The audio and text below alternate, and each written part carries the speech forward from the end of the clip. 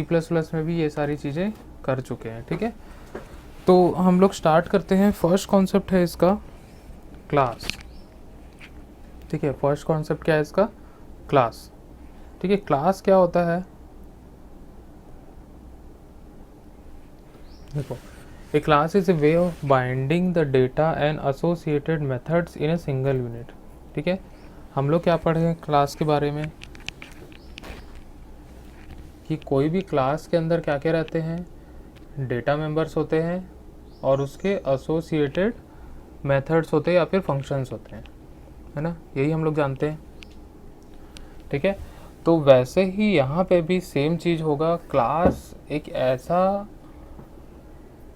Virtual data type है या फिर यूज़र डिफाइंड डेटा टाइप है जिसके अंदर हम लोग कोई भी डेटा और उससे एसोसिएटेड मेथड्स, ठीक है। यहाँ पे फंक्शन को मेथड्स बोलेंगे जावा में, ठीक है। जो फंक्शंस होते थे उसको यहाँ पे मेथड्स बोलेंगे, ठीक है। दोनों को अगर एक साथ बाइंड कर दें, ठीक है, तो वो बन जाता है क्लास, ठीक है। अगर मैं इसका डायग्राम दिखाऊं तो इसे मान के चलो कोई एक एनिमल है, ठीक है। दिख रहा है ना कि नहीं दिख रहा है, ठीक है। ये एक क्लास है मान के चलो, ठीक है। एग्जाम्पल के तौर पे बता रहा हूँ। एक क्लास है एनिमल, ठीक है। एनिमल के कुछ डेटा होंगे, एनिमल का नेम होगा, नंबर ऑफ लेग्स होगा, कुछ कलर होगा, ठीक है। अब उसकी फंक्शनैलिटी क्या क्या होगी? वो खाता है मतलब ईट करता है, वो वॉक करता है, वो स्लीप करता है, ठीक है। ये उसकी क्या हो गई? फंक्शनैलिटी होगी, बिहेवियर हो गया, ठीक है। सेम वैसे यहाँ पे name, number of legs, colour, ठीक है, ये क्या हो गया? उसके डेटा हो गए। जो यहाँ पे ईट वॉक स्लीप करके जो मेथड्स है वो इस डेटा पे ही डिपेंड होंगे, ठीक है। अगर ये डेटा और इसकी फंक्शनैलिटी या फिर जो मेथड्स हम लोग बोल रहे हैं सबको एक साथ हम लोग रख के उसको एक नेम दे दें, उसको हम लोग नेम क्या दे दिए? एनिमल दे दिए, ठीक है। इसका मतलब वो क्या बन गया? वो बन गया क्लास, ठीक है। तो एक क्लास के अंदर क्या क्या रहता है? उसके डेटा होंगे और उसके बिहेवियर या फिर फंक्शंस, जिसको हम लोग जावा के टर्म्स में मेथड्स बोलते हैं। क्लियर? समझ में आ रहा है? ठीक है। यहाँ पे देखो, ये है क्लास नेम, ठीक है। ये जो है वो क्या है? डेटा मेंबर्स और प्रॉपर्टीज और एट्रीब्यूट्स, और हम लोग इसको क्या बोल सकते हैं, ठीक है, जो वेरिएबल्स होते हैं वो भी हम लोग इसको बोल सकते हैं, ठीक है। ईट वॉक स्लीप क्या है? बिहेवियर्स है, मेथड्स है और इसके एक्सेसरीज है, ठीक है। मतलब जो मेन फंक्शनैलिटी रहेगी वो ये मेथड्स होते हैं। क्लियर? तो इसको पूरा पूरा हम लोग बोलते हैं क्लास, ठीक है। तो आते हैं हम लोग, any Java program if you want to develop then that should be develop with respective class only, that is without class there is no java program, ठीक है। जावा प्रोग्राम में हम लोग को क्या करना पड़ेगा? जितने भी हम लोग प्रोग्राम बनाएंगे सब के सब क्लास को यूज़ करके ही हम लोग बनाएंगे। क्लियर है? क्लास को ही यूज़ करके हम लोग बनाएंगे। अगर हम लोग क्लास यूज़ नहीं करते हैं तो क्या होगा? अगर हम लोग क्लास यूज़ नहीं करते तो क्या होगा? प्रोग्राम बनेगा ही नहीं, ठीक है। क्योंकि जावा जो है वो प्योरली ऑब्जेक्ट ओरिएंटेड प्रोग्रामिंग है, ठीक है। तो यहाँ पे हम लोग को क्लास यूज़ करना ही पड़ेगा, कोई हमारे पास ऑप्शन नहीं है, ठीक है। तो प्योरली ऑब्जेक्ट ओरिएंटेड प्रोग्रामिंग को सपोर्ट करता है। इसका मतलब जो भी चीज़ क्लासेस, मतलब जो भी चीज़ प्रोग्राम वगैरह बनेगा सारी चीज़ें क्लासेस ऑब्जेक्ट यही सब यूज़ करके ही बनाया जाएगा, ठीक है।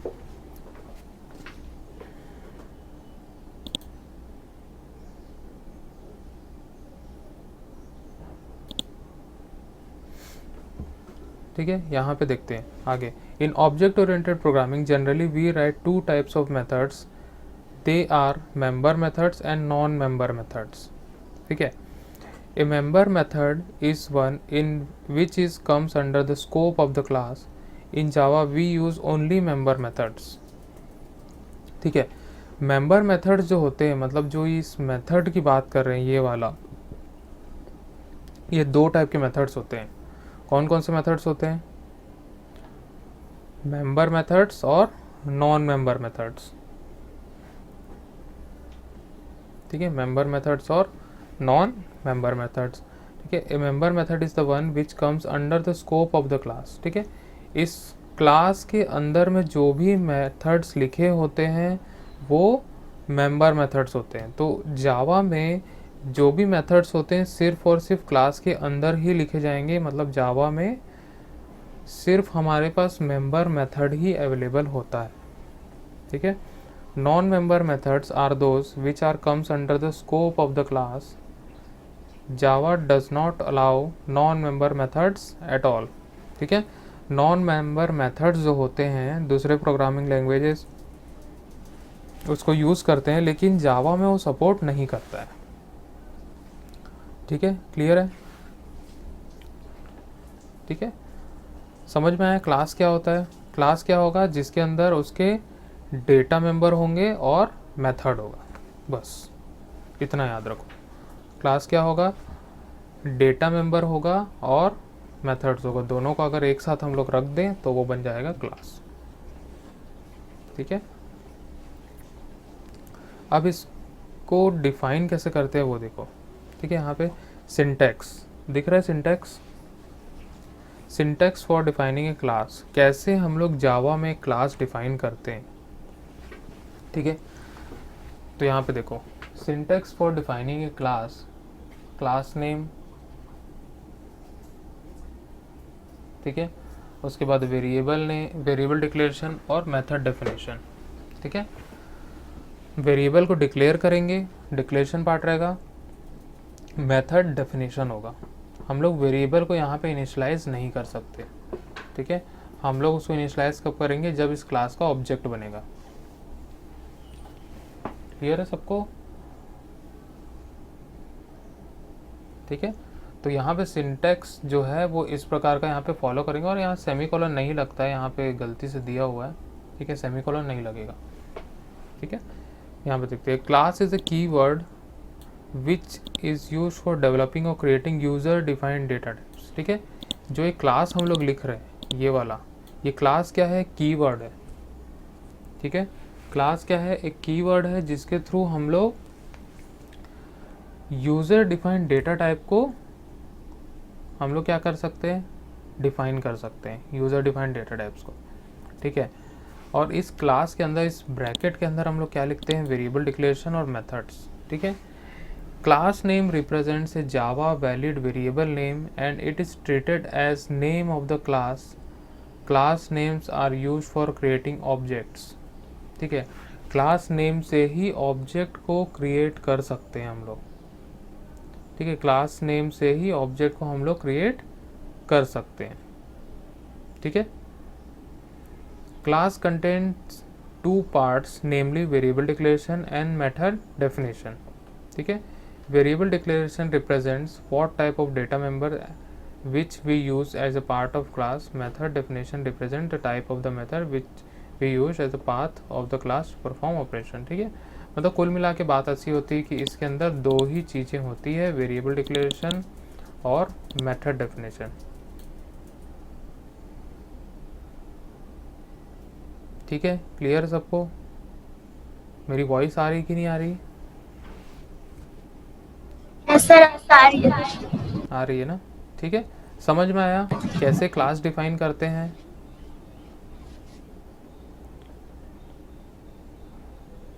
ठीक है, क्लास क्या होता है समझ में आया? आया कि नहीं आया? बोलोगे नहीं तो मैं कैसे जान पाऊंगा? Yes sir.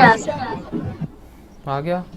ठीक है, अभी हम लोग जब प्रोग्राम बना के देखेंगे तो और अच्छे से समझ में आ जाएगा। ठीक है, यस। ठीक है, तो ये पूरी बात हुई। अब इसका एक एग्जाम्पल देखते हैं हम लोग छोटा सा। ठीक है, यहाँ पे देखो, ये एग्जाम्पल है क्लास स्टूडेंट। ठीक है, इंट स्टूडेंट नंबर, यहाँ पे हम लोग क्या ले लिए? Int student number. ठीक है, क्लास का नेम क्या है? स्टूडेंट है। ये क्लास क्या है? कीवर्ड है। ठीक है, क्लास कीवर्ड हम लोग लिखे, उसके बाद स्टूडेंट का नेम लिखे हम लोग, सॉरी क्लास का नेम हम लोग लिखे। ठीक है, क्लास का नेम क्या है यहाँ पे? स्टूडेंट। मतलब एक यूज़र डिफाइंड डेटा टाइप हम लोग बना रहे हैं जिसका नेम क्या है? स्टूडेंट है। ठीक है, अब उसके अंदर में हम लोग दो वेरिएबल ले लिया यहाँ पे, int student number, string ST name मतलब स्टूडेंट नेम, ठीक है, ये हम लोग ले लिए। फिर उसके बाद हम लोग क्या किए, फ्लोट मार्क्स हम लोग ले लिए, ठीक है, और एक स्ट्रिंग C नेम हम लोग ले लिए, ठीक है, ठीक है, 4 वेरिएबल हम लोग यहाँ पे ले लिए, int ST number, student number, string name, ठीक है, उसके बाद है फ्लोट मार्क्स और string C name. Clear?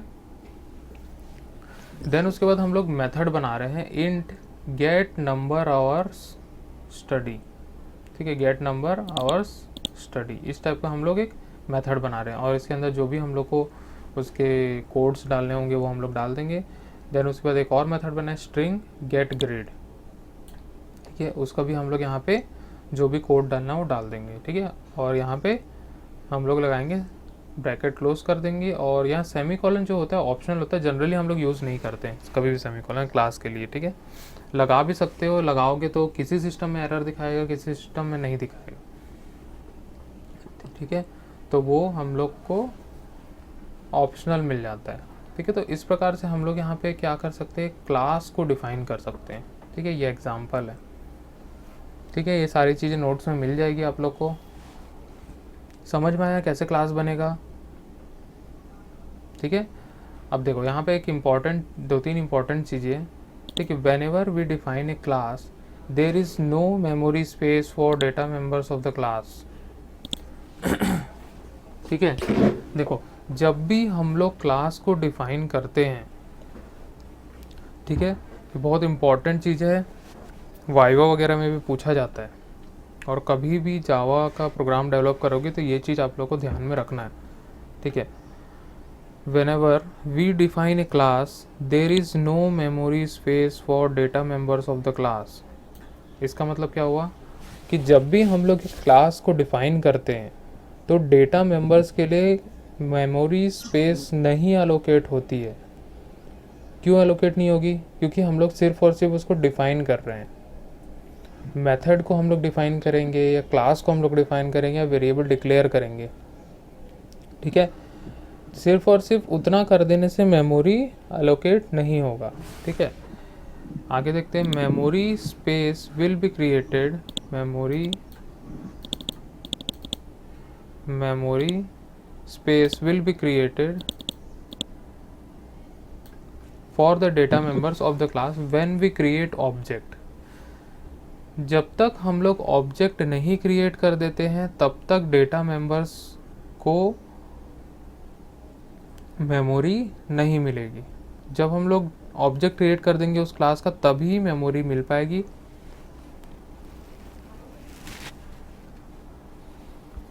Otherwise नहीं मिल पाएगी।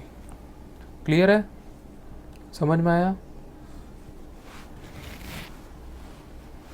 ठीक है, तो मेमोरी उसको कब मिलेगी? जब ऑब्जेक्ट उसका क्रिएट करेंगे तभी मिलेगी, अदरवाइज नहीं मिलेगी।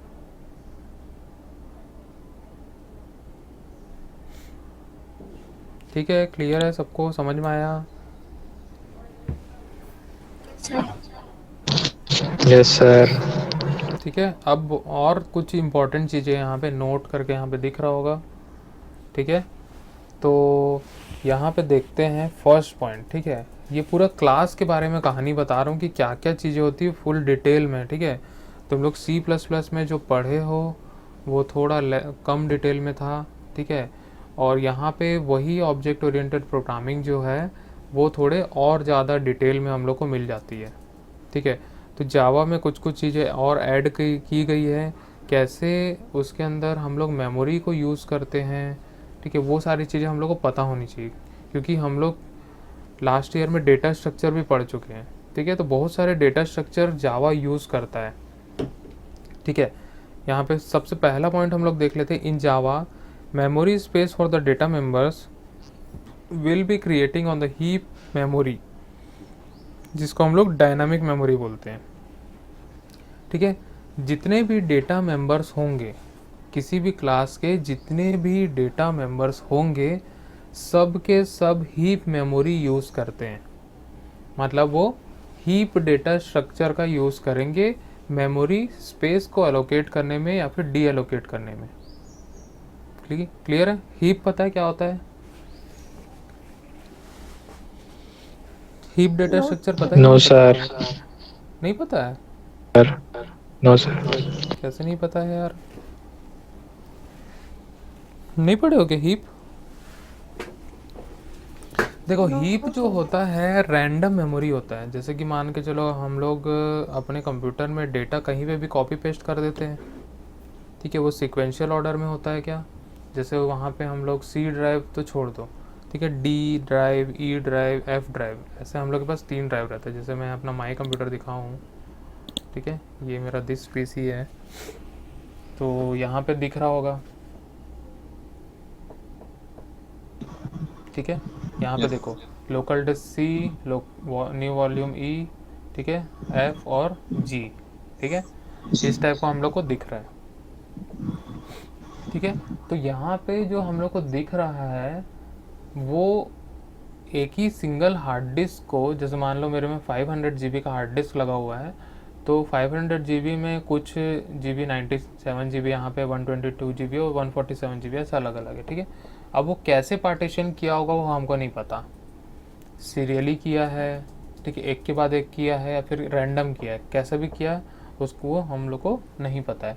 तो हम लोग मान के चलो डेटा कभी भी ई ड्राइव में डाल सकते हैं, ठीक है, डेटा कभी भी हम लोग एफ ड्राइव में डाल सकते हैं, डेटा कभी भी हम लोग जी ड्राइव में डाल सकते हैं। तीनों से हम लोग कभी भी किसी में भी डेटा डाल सकते हैं, ठीक है, और कहीं से भी एक्सेस कर सकते हैं। आया समझ में? तो जो भी मेमोरी होगा हम लोग मान के चलो, मेमोरी स्टार्ट कहाँ से हो रहा है, जैसे मान के चलो हम लोग का मेमोरी स्टार्ट हो रहा है 2001 से या फिर 2101 से, ठीक है। हम लोग का मेमोरी कहाँ तक जा रहा है, ठीक है, अप टू 2999 यहाँ तक जा रहा है मान के चलो, ठीक है। 1000 टर्म्स की हमारी मेमोरी है, ठीक है। हम लोग क्या करते हैं कि अगर हम लोग को कोई भी डेटा स्टोर करना है, ठीक है, तो मैं यहाँ पे 2399 में कर सकता हूँ डेटा स्टोर, ठीक है, या फिर मैं 2455 में कर सकता हूँ, कोई भी मेमोरी टर्म्स में उसको, या फिर मेमोरी स्पेस में उसको स्टोर कर सकता हूँ, और कहीं से भी उसको एक्सेस कर सकता हूँ। अगर हम लोग को बाद में एक्सेस करना है तो कहीं से भी एक्सेस कर सकते हैं, ठीक है। तो जो हार्ड डिस्क होती है या फिर कोई भी इस टाइप की मेमोरी होती है, ठीक है, तो वो हीप मेमोरी का यूज़ करती है। कौन सी मेमोरी? हीप मेमोरी का ही यूज़ करेगी। क्लियर? आया समझ में? अच्छा। ठीक है, हीप मेमोरी का ही यूज़ किया जाएगा, ठीक है। तो हम लोग वापस से अपने नोट्स में आते हैं, ठीक है। अब सेकंड पॉइंट, ठीक है, memory space for methods will be creating on stack memory, ठीक है। ये जो हीप मेमोरी था वो डेटा मेंबर की बात की गई थी, ठीक है। डेटा मेंबर में क्या क्या आ जाएंगे? डेटा मेंबर मतलब ये पूरे, ये वाले नेम, नंबर ऑफ लेग्स और कलर्स। आया समझ में? ये किस में होगा? हीप में होगा, ठीक है। सेकंड वाला जो आएगा मेथड्स वगैरह, ये किस में होगा? स्टैक में होगा। किस में होगा? स्टैक, ठीक है। स्टैक मेमोरी में हम लोग को स्टोर करके मिलेगा। अब कैसे स्टोर होगा? जैसे जैसे मेथड बनाते जाओगे वैसे वैसे वो स्टैक मेमोरी में स्टोर होते जाएगा। ये कौन है ये? माइक बंद करो।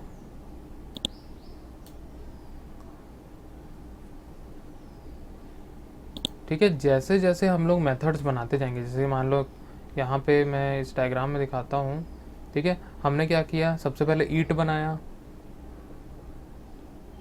ठीक है, फिर वॉक बनाया, फिर स्लीप बनाया, ठीक है। हमने 3 मेथड्स बनाया, ठीक है। तीनों मेथड्स जैसे जैसे ऑर्डर में बनते जाएंगे वैसे वैसे वो, जैसे ही क्लास लोड होगा, जब भी ऑब्जेक्ट क्रिएट होगा और क्लास लोड होगा, वो स्टैक मेमोरी उसको अलोकेट होगा और स्टैक में जाके वो स्टोर हो जाएगा। आया समझ में?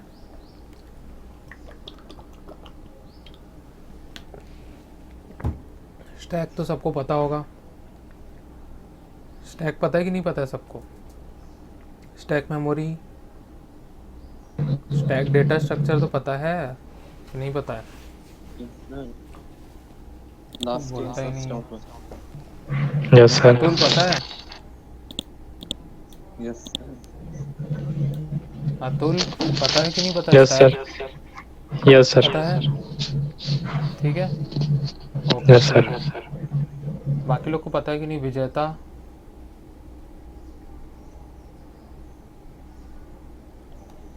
ठीक है। दुनिया में हर डेटा स्ट्रक्चर भूल जाना, लेकिन स्टैक, क्यू, हीप, ये 3 ऐसी मेमोरी है जो पूरे इस कंप्यूटर सिस्टम को हैंडल करती है।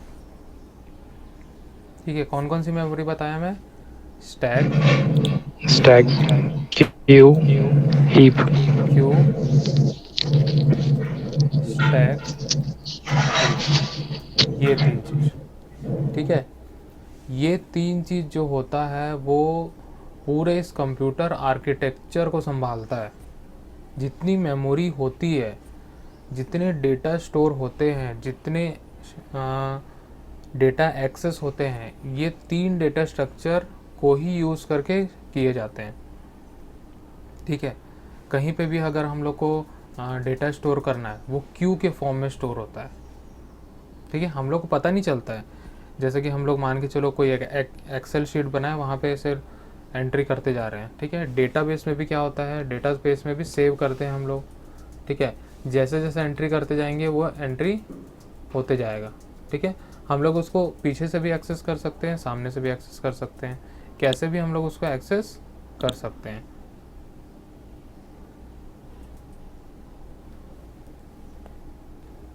ठीक है, तो मैं क्या क्या बता रहा था, 3 डेटा स्ट्रक्चर हमेशा यूज़ होता है। ठीक है, देन आते हैं third point, all constants on any Java programme is available in associative memory, retrieving data from associative memory is negligible. ठीक है, जितने भी कॉन्स्टेंट्स होंगे जावा प्रोग्राम में वो एसोसिएटिव मेमोरी में स्टोर होते हैं। कॉन्स्टेंट्स मीन्स क्या होता है, कॉन्स्टेंट्स मीन्स क्या होता है, एक ऐसी वैल्यूज़ होती है जो हर प्रोग्राम में जितने बार क्लास लोड होगी सब में सेम रहेगा। ठीक है, समझ में आया? जब जितने भी कॉन्स्टेंट्स होंगे उसकी वैल्यूज़ हर प्रोग्राम में जितने बार वो प्रोग्राम लोड होगा वो वैल्यू सेम होगी। मतलब मान के चलो अगर कोई ऐसा मैं कांस्टेंट बनाता हूँ, ठीक है, जैसे मैं कांस्टेंट कोई भी कांस्टेंट बनाया, मैं सिंटैक्स वगैरह कुछ नहीं कर रहा हूँ। ठीक है, मैं इंटीजर का एक वेरिएबल बनाया, ठीक है, a इक्वल टू 100 में कर दिया इसको। ठीक है, तो इंटीजर का एक वेरिएबल बनाया a, उसको मैं कांस्टेंट बना दिया। ठीक है, तो जो a होगा, a की वैल्यू 100 होगी।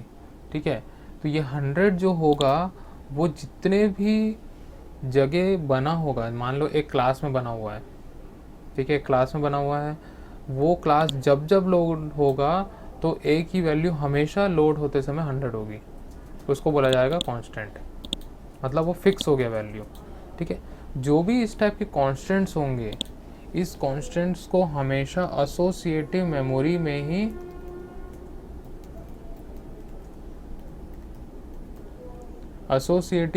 में ही इसको स्टोर किया जाता है। क्योंकि एसोसिएटिव मेमोरी एक ऐसा मेमोरी होता है जो जितनी भी उसके अंदर डेटा स्टोर होंगे उसको वो परमानेंट कर देता है। परमानेंट वो तब तक रखता है जब तक वो जावा प्रोग्राम लोड होगा। ठीक है, जब तक वो प्रोग्राम रन कर रहा है। जैसे ही रन करना बंद हो गया, वो क्या करेगा, उस मेमोरी को खाली कर देगा। जब वापस से प्रोग्राम लोड होगा तब क्या करेगा, फिर से उसको सबसे पहले कांस्टेंट लोड करेगा, उसका एसोसिएटिव मेमोरी फिर से दे देगा और वापस से वही वैल्यू रखेगा जो पहले थी। ठीक है, तो एड्रेस मान के चलो उसका हर बार सेम होगा। अगर मान के चलो वो एड्रेस जो है वो कोई और यूज़ कर रहा है उस समय, तो उस केस पे चेंज होगा, अदरवाइज चेंज नहीं होगा। आया समझे? तो एसोसिएटिव मेमोरी को हम लोग एक परमानेंट मेमोरी भी बोला जाता है। इसको हम लोग परमानेंट मेमोरी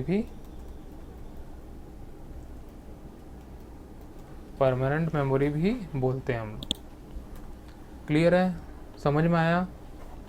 ठीक है, तो जो हम लोग यहाँ पे देखें पॉइंट्स, ठीक है, 3 पॉइंट्स हम लोग देखें। डेटा मेंबर्स कहाँ पे स्टोर होते हैं, उस कौन सा मेमोरी यूज़ करता है, वो हीप मेमोरी यूज़ करेगा। ठीक है। मेथड्स क्या यूज़ करेंगे, स्टैक मेमोरी यूज़ करेंगे। जो कॉन्स्टेंट्स होंगे वो क्या यूज़ करेंगे, एसोसिएटिव मेमोरी यूज़ करेंगे। क्लियर।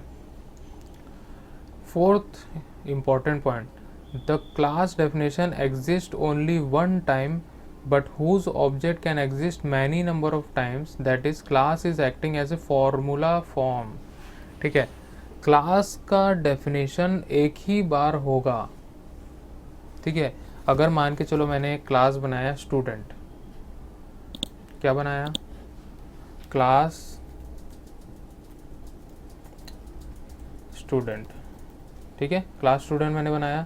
ये स्टूडेंट का जो डेफिनेशन होगा, ये स्टूडेंट का जो डेफिनेशन होगा वो एक ही बार होगा। ठीक है, एक ही बार होगा, लेकिन इसका जो ऑब्जेक्ट बनेगा वो कितने बार भी बन सकता है। ठीक है, कोई दूसरा क्लास सेम नेम से हम लोग नहीं बना सकते। आया समझ में। अगर सिंगल पैकेज यूज़ कर रहे हैं हम लोग, पैकेजेस क्या होते हैं वो हम लोग आगे के क्लासेस में डिस्कस करेंगे उसको। ठीक है, अगर सिंगल पैकेज के अंदर हम लोग एक क्लास बना चुके हैं तो सेम नाम का क्लास हम लोग दोबारा नहीं बना सकते, लेकिन उसका ऑब्जेक्ट हम लोग कितने बार भी बना सकते हैं। फोर्थ पॉइंट वही दिया, the class definition exist only one time but whose objects can exist many number of times, that is class is acting as a formula form. ठीक है, आया समझ में। तो क्लास का डेफिनेशन एक बार होगा, उसके ऑब्जेक्ट बहुत बार बन सकते हैं, कितने भी हम लोग ऑब्जेक्ट बना सकते हैं, कोई लिमिट नहीं है। 1000 बनाए, 10,000 बनाए, 1 लाख बनाए, 10 लाख बनाए, कितना भी हम लोग बना सकते हैं। जितनी हमारी कैपेसिटी, जितनी हमारी ज़रूरत है उतना ऑब्जेक्ट उसका बना सकते हैं। ठीक है, तो ये पूरी कहानी थी क्लास के बारे में। क्लियर है सबको।